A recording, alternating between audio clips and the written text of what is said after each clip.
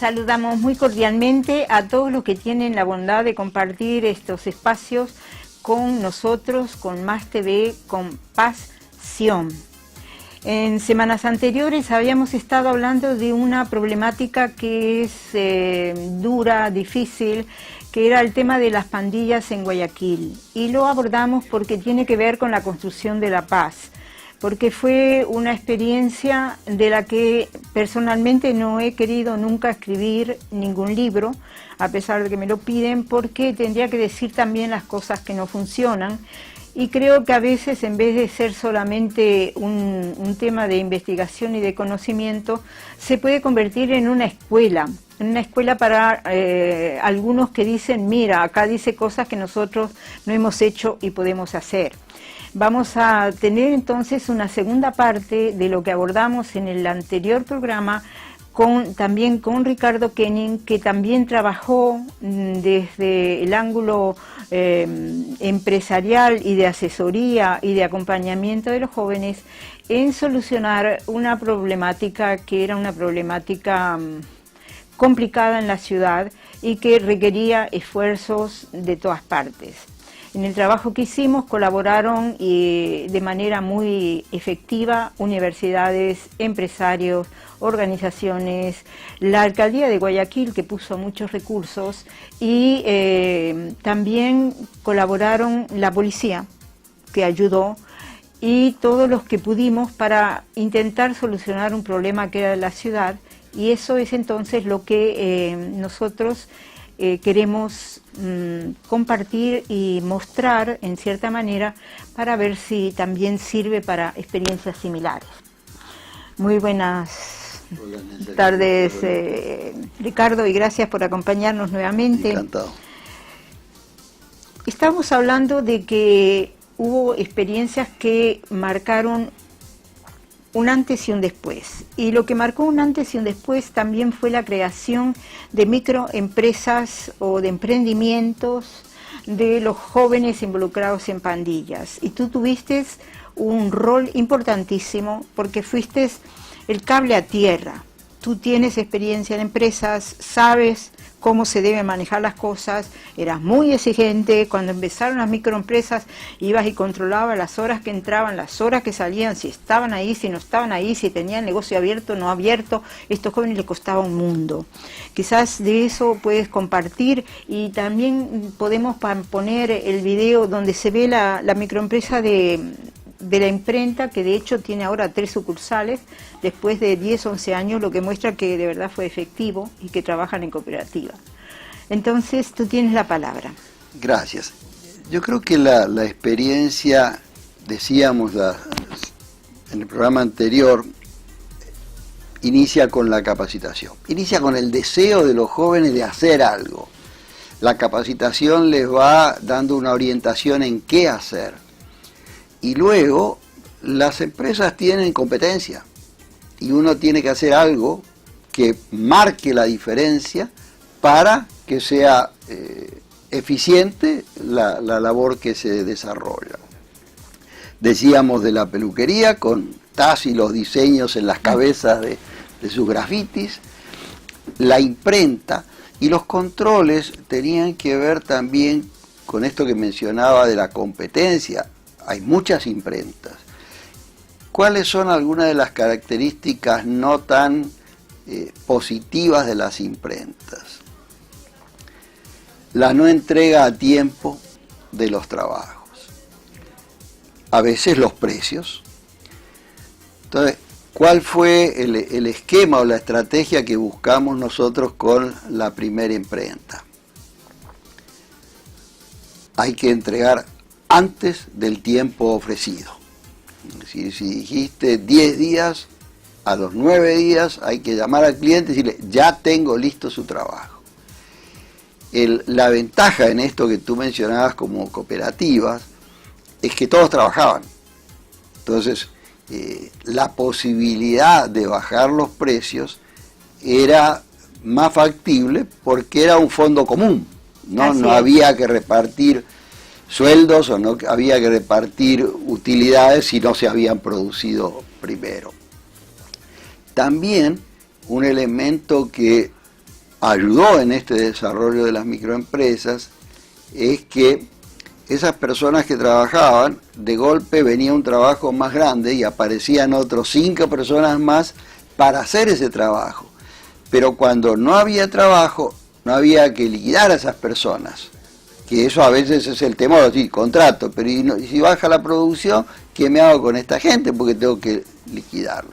Entonces, este trabajo de cooperativa permitía eso, tener más gente o menos gente en función del trabajo.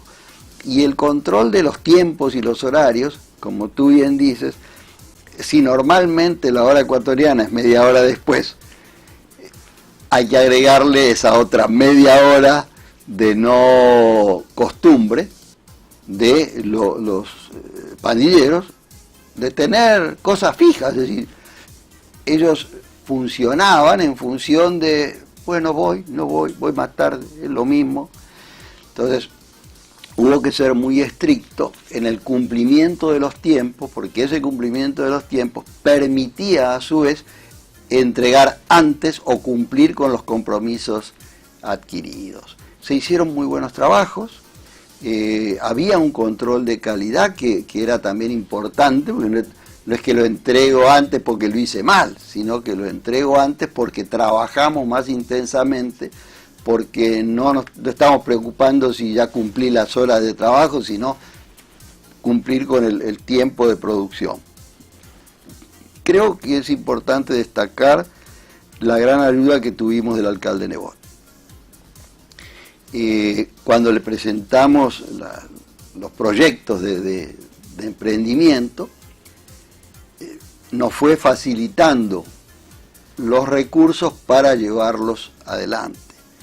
Porque para todo se necesita dinero. Si queríamos montar una imprenta, había que comprar los equipos. Queríamos montar la peluquería, había que comprar los sillones y todas las herramientas necesarias para ese trabajo. Lo mismo con los grafitis, lo mismo con la pizzería, lo mismo con el taller metalmecánico. Es decir, todo requería recursos y fue el alcalde Nebot el que nos fue facilitando esos recursos y haciendo también un poco el acompañamiento, ¿no? Es decir, a ver, sí, esto que ustedes plantean, ¿cómo sé que funciona, no? Fue un cambio importante en la ciudad y en el trabajo en la ciudad, porque el tema de jóvenes involucrados en pandillas a todos nos producía miedo, y la manera más evidente para todos de tratar este problema era poniéndolos presos. Sí. Y nosotros planteamos que no, y eso es lo que queríamos compartir con los oyentes y los televidentes, es el tema de cómo abordar un conflicto y hacer una apuesta para convertirlo en una propuesta de paz en vez de un problema violento que no sabemos cómo resolver. Y parte de lo que hicimos fue, la metodología que hicimos, fue encontrar qué cosa podía haber de positivo en estos grupos. La verdad, era difícil encontrarlas al comienzo, pero descubrimos que los grupos, primero, tienen una estructura absolutamente piramidal, lo que hace que obedecen órdenes, y eso permitía un trabajo de grupos, porque no era cada uno por sí, era una estructura casi militar. La otra es que eran leales al grupo y al los códigos, ¿no?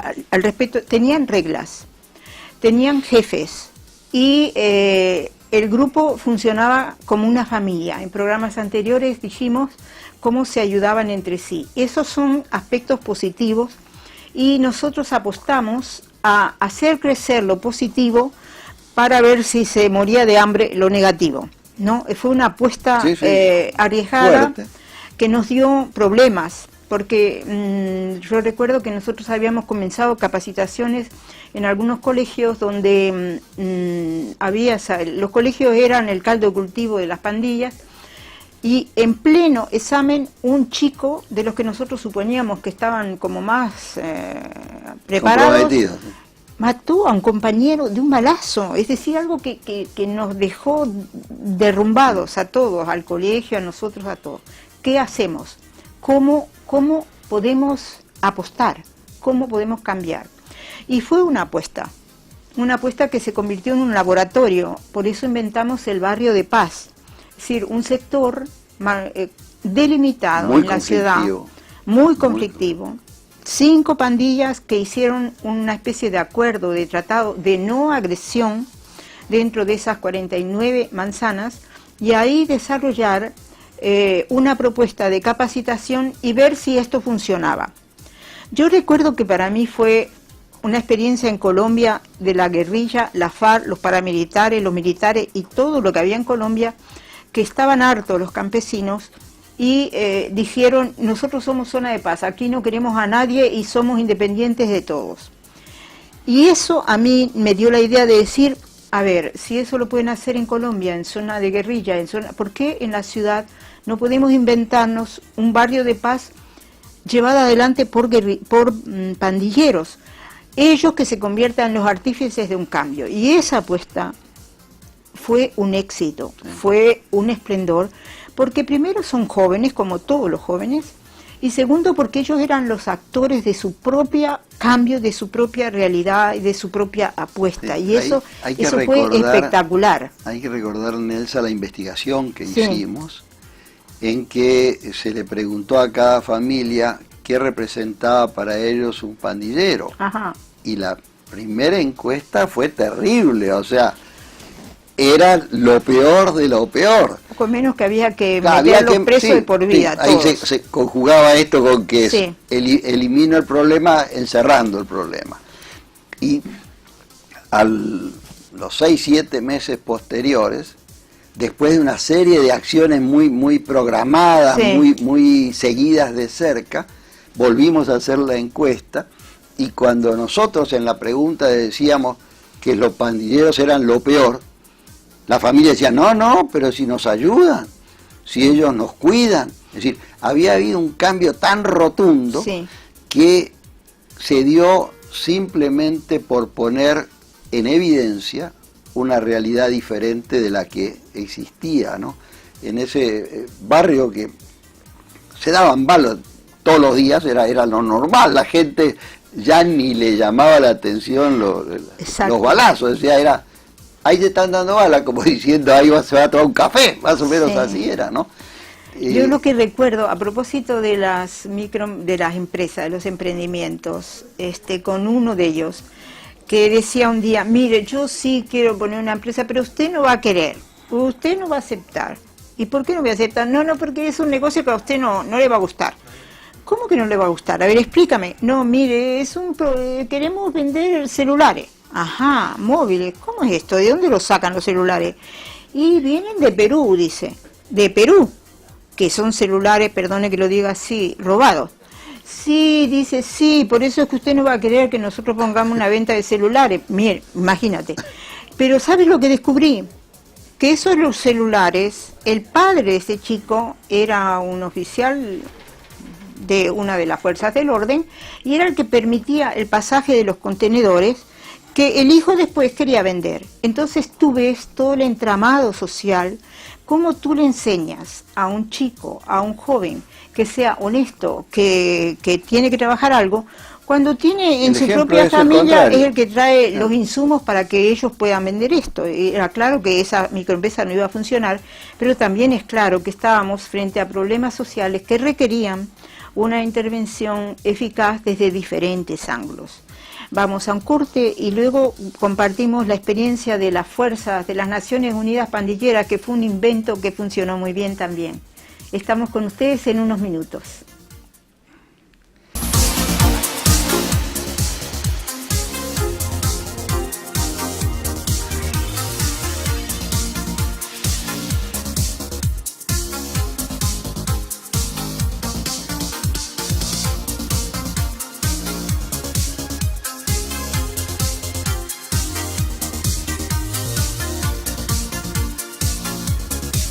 Emopac les va a dar unos tips para el ahorro de agua. Número 1 es ir a verificar nuestro medidor de agua que se encuentra afuera de la casa. Vengan, sigan. Estábamos en lo cierto, tenemos fuga de agua.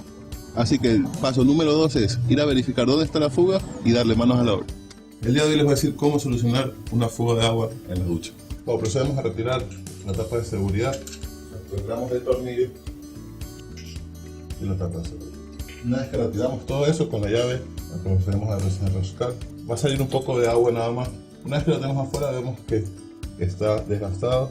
Y listo, una vez que la tenemos comprada y la cambiamos, la ponemos y volvemos a armar todo de nuevo. Y luego de realizar los trabajos en casa, podemos verificar que nuestro medidor está funcionando correctamente. Con esto ahorraremos mucha plata en nuestras planillas de agua.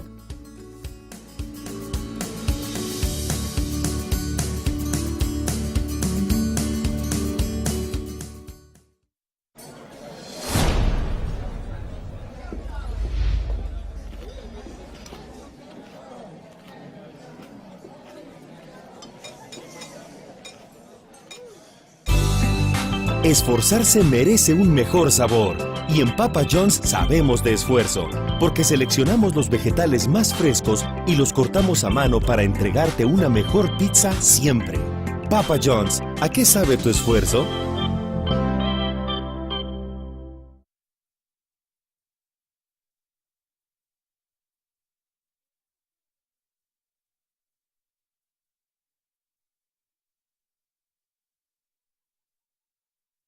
Tener casa propia es el logro de tu vida y en el mejor lugar. Todos los ecuatorianos sí lo pueden hacer realidad. Tu Casa Pacífico, el crédito hipotecario con la tasa más baja del mercado, 4.5% para casas mayores a 27,000 hasta 70,000 dólares. Solo necesitas el 5% de entrada y te financiamos el 95% hasta 25 años plazo y hasta 6 meses de gracia. Banco del Pacífico, tu banco. Solicítalo ya.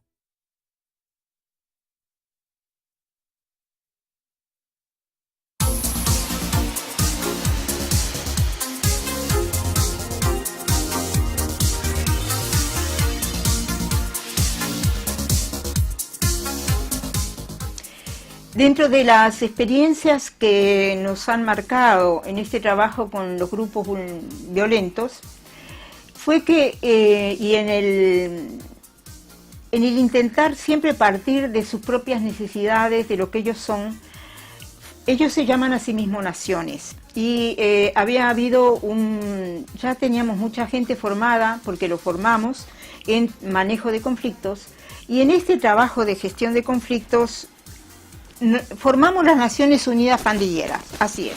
Es decir, existen los cascos azules de las Naciones Unidas que van donde hay problemas y guerras, pero están armados. Entonces, nosotros queríamos formar una fuerza de jóvenes de pandillas que acudieran a los lugares donde otros grupos pandilleros tenían conflictos y peleas y que ellos fueran como los cascos azules. Pero como no podían usar armas, eran cascos blancos, porque no le íbamos a dar arma, era darle queso al ratón, más o menos. Entonces nada, no había armas posibles, tenían que intentar hacer eso por el diálogo. Y lo llamamos naciones, como las pandillas, los diferentes grupos. Yo diría los blancos, los que estamos afuera, le decimos pandillas, pero ellos se dicen naciones. Entonces se llamaron Naciones Unidas Pandilleras. Ahí está. Eran las Naciones Unidas Pandilleras, hicimos una ceremonia impresionante, vinieron gente de España, le pusimos un casco blanco, eran los embajadores plenipotenciarios para lograr la paz en las calles y en el país, porque los grupos estaban todos conectados con diferentes ciudades del país. Y hubo un conflicto en Esmeraldas. Hay una cosa que, ahora que estabas comentando, recuerdo, cuando se capacitaron con la Cruz Roja Española. Así es. ¿Y qué es lo que nosotros pensábamos en ese momento? Por las características de ellos, normalmente pueden tener accidentes, ¿no? Claro. Por una pelea, por las razones que sea.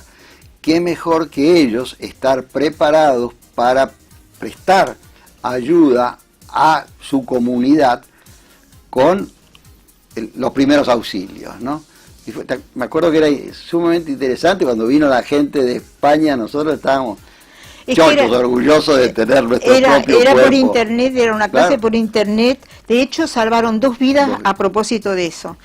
La una fue que fue después al hospital, que se cayó un vidrio en la pierna de uno, que se atravesó una puerta de vidrio y le cayó la puerta ahí y le hicieron un torniquete que habían aprendido a hacer en esos cursos por internet que los graduaban. Y me acuerdo muy bien uno de los problemas que les habían puesto, que era: se cae una maceta del 5º piso y usted estaba siguiendo primer auxilio, ¿qué hace? Y entonces ellos respondían por internet, ¿no es cierto? Y respondió bien una mujer, me divirtió mucho. Y ella, lo primero que hizo, los demás, le hago un torniquete, llamo a la ambulancia. No, eso no estaba bien. Ella dijo: primero miro el balcón y veo si no se va a caer otra. Y dijeron: perfecto, eso es lo que tiene que hacer. Primero observe que no le caiga otra y después cuide al enfermo. Bueno, pero lo de Esmeraldas lo llevamos como embajadores de la paz al problema que había en Esmeraldas. Y ahí el obispo de Esmeraldas había una persona muerta, y ellos tenían que intervenir y descubrir quién había sido, porque habían roto un pacto que consistía en no agredirse y no podían hacer eso. Entonces fueron en avión. Primer problema, porque llegaron 5 minutos antes que salga el avión, como quien va en un bus de línea. Y cuando llegaron a Esmeraldas, el obispo mandó unos vehículos para recibirlos como embajadores. Y ahí iban los embajadores de las Naciones Unidas Pandilleras, estos grupos, que eran enemigos entre ellos, pero que ahora iban a resultar que iban a hacer de diálogo con los peleados allá y descubrir quién había matado. Bueno, lo llevaron, tuvieron en un solo lugar. De noche tenían que rendirnos cuenta de lo que habían hecho. Y durante el día se lo pasaban dialogando con su grupo y nos decían: ¡ay, qué cosa más aburrida esto de hablar todo el día! ¿Ustedes cómo hacen? Porque ustedes sí que hablan, nos decían. Bueno, muy bien. Y descubrieron quién había sido el que había hecho el daño. ¿Y ahora qué hacían? Porque no se puede delatar a alguien de su propio grupo. Eso es parte del código que tienen. Y entonces, me acuerdo que los teníamos ahí, era de noche, estaba José Antonio Maeso, estábamos ahí, y ahora ¿cómo? Porque ellos son los que saben.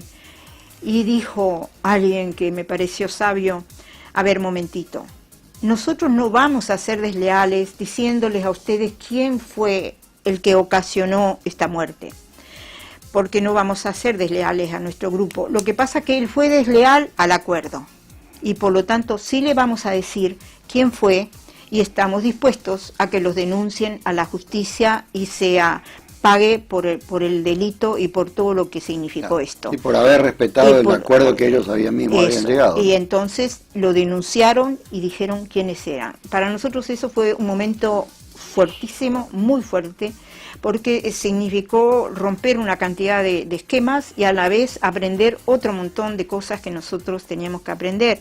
Y eso también fue una experiencia que tuvo muchas repercusiones en la vida de todos los grupos y en la vida de ellos personal y en la nuestra. ¿Y tú tienes algunos otros ejemplos así fuertes como estos? Uno que fue sumamente fuerte. Yo llevé a un joven en esa época, pandillero, a vivir a mi casa. Mi familia casi... Sí, no, creo que me quería echar a mí. Me imagino. Entra él y sales tú, más o menos. Pero cuando uno cree en algo, tiene que hacer sobre lo que cree, no solo hablar sobre lo que cree. Yo consideré que era necesario que yo entendiera desde el lado de adentro el problema para poder aportar soluciones. Vivió con nosotros 7 años, terminó la primaria, la secundaria, se graduó de chef pastelero y de chef general, aprendió a manejar y entendió que hay una forma de vida diferente a la única que él creía que existía por sus experiencias o malas experiencias, ¿no? Y creo que eso fue un ejemplo de que los jóvenes sí tienen posibilidades, que en esto de la sociedad cada uno tiene que aportar una parte, no esperar que el otro la haga solito. Y para mí, decíamos en el programa anterior, fue una experiencia muy enriquecedora. Salí de un poco de la burbuja, para ponerlo en un término que ha sido utilizado. Entender la capacidad de esta gente, la capacidad creativa, Sí. la capacidad recursiva, o sea, cómo tienen esa visión macro de las cosas. Es decir, yo me acuerdo haber ido con uno de ellos a una oficina, y yo, cuando salimos, hicimos el ejercicio de qué cosas recordaba de esa oficina, y yo creo que nombré 6 o 7 y él nombró 25.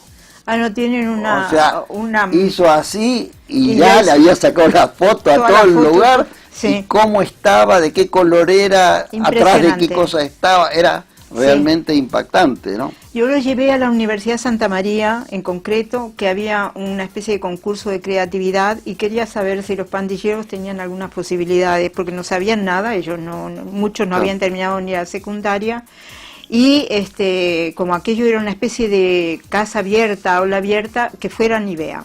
Y ganaron una cantidad de premios, podían resolver una cantidad de problemas, no tenían la escolaridad que tienen los demás, pero sí, y eso me hace acordar que el que ganó el premio también fue, yo coordinaba un posgrado en gestión de conflicto y tenía que ir a Quito, y quise que este jefe de pandillas me acompañara para que conversara y compartiera con los demás el trabajo que se estaba haciendo, y cómo aquello estaba cambiando, porque hablar de la paz es fácil, construirla es difícil, y hay que aprender, mantenerla aún más. mantenerla más, hay que aprender unos de otros.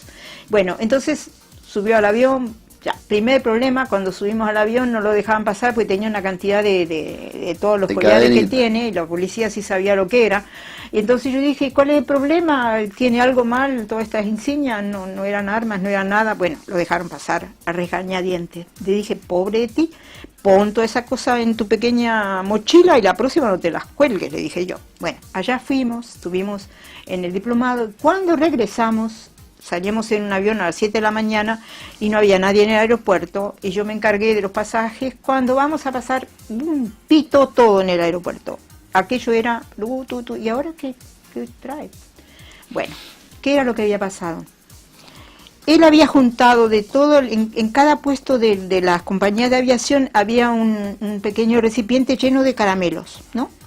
Y él se había llenado los bolsillos de su pantalón, que tenía bolsillos por todos lados, de caramelo. Había vaciado aquello de caramelos, ¿no?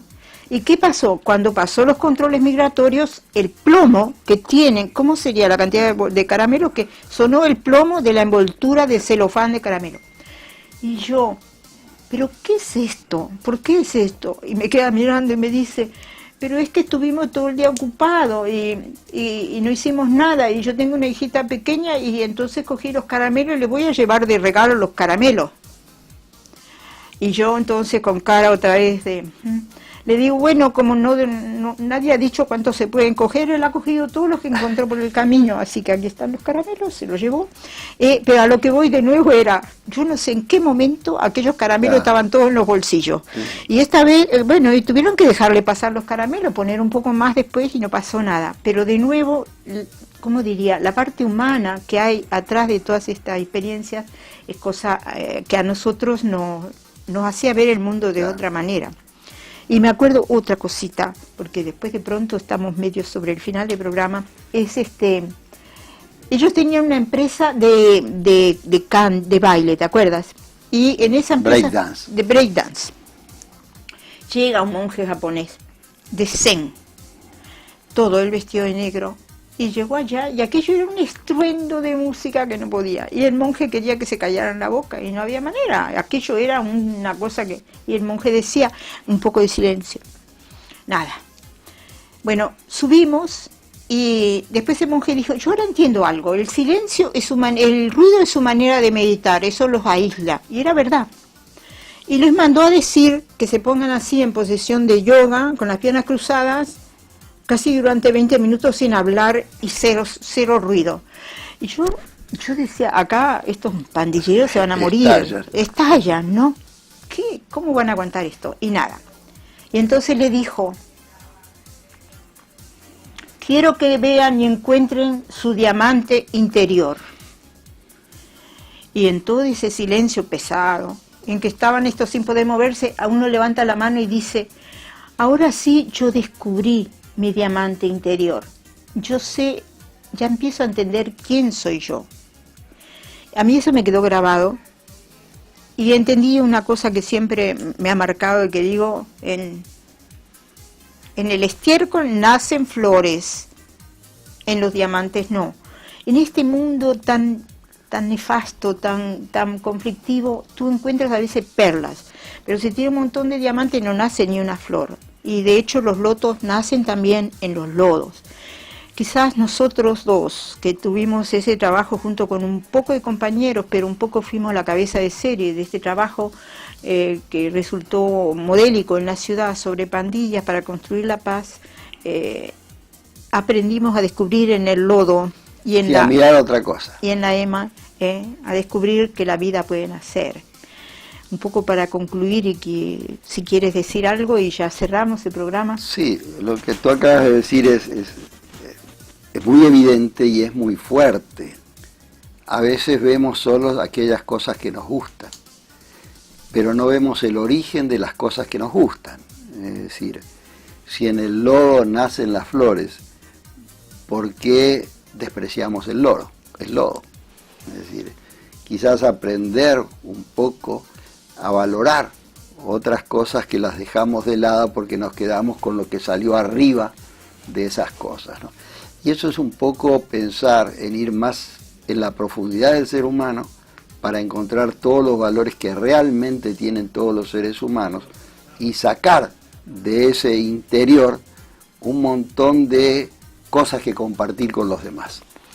Eso es. Bueno, muchas gracias. Agradecemos a todos los que nos han acompañado, que nos ven y que no los vemos. Y esperamos encontrarnos también en otra posibilidad. Y gracias nuevamente, Ricardo, por compartir experiencias que intentan construir paz. Muchas gracias a todos y sigan con Max TV.